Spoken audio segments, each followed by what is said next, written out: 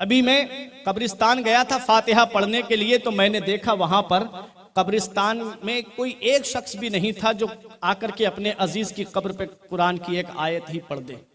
कभी कभी बड़ा अफसोस होता है, सोच करके बड़ा दिल को तकलीफ पहुंचती है कि आज कुरान का इल्म अगर हमारे पास हो, आज हमारे पास में हर काम के लिए वक्त है, लेकिन वो कब्रिस्तान में लेटे हैं, उनके पास जाने के लिए हमारे पास वक्त नहीं।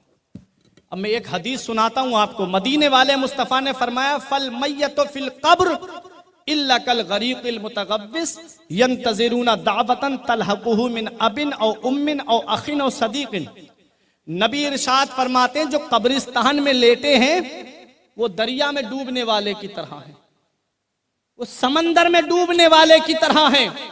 जैसे कोई समंदर में डूब रहा हो, कोई इंतजार करता है मेरा बाप मुझे आके सहारा दे देता, मेरा भाई मुझे हाथ बढ़ा करके बाहर निकाल लेता, मेरा बेटा आके मुझे सहारा दे देता। वो कब्रिस्तान में जो लेटे हैं, कभी उनकी जिंदगी को याद कर लिया करो मेरे अजीजों। वो भी चलते फिरते थे, लेकिन आज वो कब्रिस्तान में लेटे, वो इंतजार कर रहे हैं। हदीस पाक में है, फल मैयतो फिल कब्र, मैयतें कब्रों में लेटी हुई इंतजार कर रही हैं। किसका इंतजार कर रही हैं? यंतज़िरूना दावतन, दुआ का इंतजार कर रही हैं। तलहकुहु मिन अबिन औ उम्मिन औ अखिन औ सदीकिन, वो लेटे हुए इंतजार कर रहे हैं मेरा बेटा मेरे लिए कुरान पढ़ के ईसाले सवाब कर दे, मेरा भाई मेरे लिए ईसाले सवाब कर दे, मेरी बेटी मेरे लिए ईसाले सवाब कर दे, मेरा पड़ोसी मेरे लिए ईसाले सवाब कर दे, मेरा वो दोस्त जो मेरे बगैर खाना नहीं खाता था वो मेरे लिए ईसाले सवाब कर दे।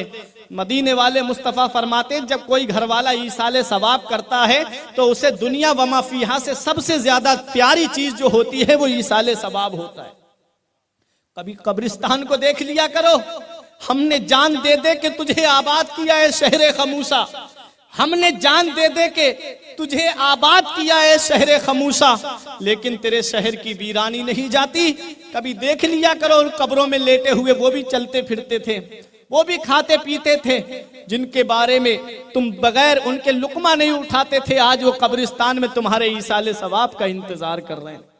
मुस्लिम बिन अम्र एक बुजुर्ग गुजरे हैं, वो कहते हैं मेरे पड़ोस में एक शख्स ऐसा था जो कब्र खोदने का काम करता था। कब्र खोदने का काम मुस्लिम बिन अम्र कहते हैं, मैंने सोचा लाओ ये कब्रिस्तान में रहते थे, कोई अजीब बात पूछ करके आऊं, कोई अजीब बात मुझे मिल जाएगी तो मैं उस पर अमल कर लूं, ताकि मैं मेरे दिल में भी खौफे खुदा और ज्यादा बढ़ जाए। कहते हैं मुस्लिम बिन अम्र मैं गया उसके पास, बुजुर्ग हो गए थे, बूढ़े हो गए थे। कहते मैंने सलाम किया, उन्होंने मेरे सलाम का जवाब दिया। उसके बाद कहते हैं मैंने उनसे ये कहा कि आपकी अक्सर उम्र कब्रिस्तान में गुजरी है, कोई अजीब बात मुझे बताइए, कोई नसीहत की बात मुझे बताइए। तो मुस्लिम बिन अम्र से वो बुजुर्ग कहते हैं, तुम आज मुझसे एक बहुत राज की बात पूछते हो तो मैं बताता हूं।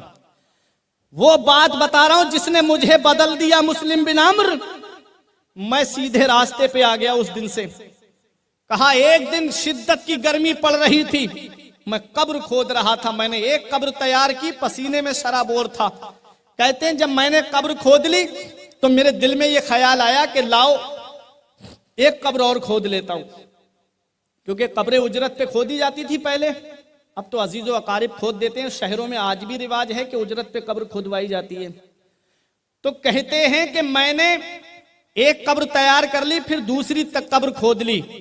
कहते हैं तीसरी कब्र जब मैं खोदने के लिए आगे बढ़ा तो उसमें से गरम गरम तपिश आने लगी, गरम गरम हवा मुझे लगने लगी, आग का सेक आने लगा मुझे। कहते हैं लेकिन मैं कोशिश करके मैंने उस कब्र को भी तैयार कर लिया। कहते हैं अब मैं पेड़ के नीचे खड़ा हो गया ताकि थोड़ी हवा मुझे लग जाए और ये पसीना मेरा सूख जाए। कहते हैं मैंने देखा आसमान से दो लोग उतरे और एक जो पहले कब्र मैंने खोदी थी उसके सरहाने खड़े हो गए, एक सरहाने और एक पाई थी। तो सरहाने वाले ने पायती वाले से कहा लिख। उसने कहा क्या लिखूं? कहा इसकी कब्र को 40 हाथ लंबा और 40 हाथ चौड़ा दाएं बाएं आगे पीछे लिख दे। वो कहते अब मैं सोच में पड़ गया कि देखो दूसरी कब्र के बारे में क्या होता है। कहते दूसरी कब्र के पास में आके खड़े हुए तो सरहाने खड़े होने वाले ने कहा लिख। बोले क्या लिखूं? कहा कि जहां तक नजर जाए वहां तक इस कब्र को कुशादा लिख दे। बोले अब वो तीसरी कब्र कि जिसके अंदर से आग का सेंक आ रहा था, कहते मैंने सोचा कि लाओ देखूं इसके बारे में क्या होता है। तो कहा जब वो कब्र के पास में खड़े हुए तो कहा कि इसको इतना तंग लिख दे जितना शहादत वाली उंगली और अंगूठे के दरमियान की जगह है। कहा इसको इतना तंग लिख दे।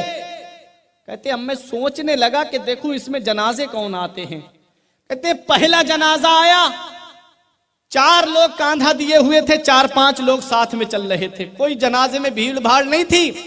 कहते हैं मैंने उनसे पूछा कि ये किसका जनाजा है? कहा ये हमारे मोहल्ले के सबसे गरीब आदमी का जनाजा है। कहा अमीरों ने इसके जनाजे में आना भी पसंद नहीं किया। कहते हैं कि हमने चंदा करके पैसे इकट्ठे करके इसके कफन दफन का इंतजाम किया है। कई लोगों में सोच में पड़ गया। हजरात आज अमीरों के जनाजे में देखो तो भीड़ भाड़ नजर आती है, गरीबों के जनाजे में कोई जाना पसंद नहीं करता। मुस्लिम बिन अम्र से वो बुजुर्ग कहते हैं मैंने पूछा कि इसका हाल कैसा था? कहा यह गरीब तो जरूर था लेकिन नबी की शरीयत पे अमल करने वाला था। जब लोग घरों में बैठते थे ये मस्जिद में जाकर के अपने रब की इबादत करने वाला था। ये गरीब जरूर था लेकिन इसके घर में शरीयत का माहौल था। कहते हैं मुस्लिम बिन अम्र मुझे पैसे, मैंने कहा मुझे पैसे नहीं चाहिए, मैं इसकी उजरत नहीं लूंगा, मुझे भी इसके सवाब में शरीक कर लो। कहते हैं अब दूसरा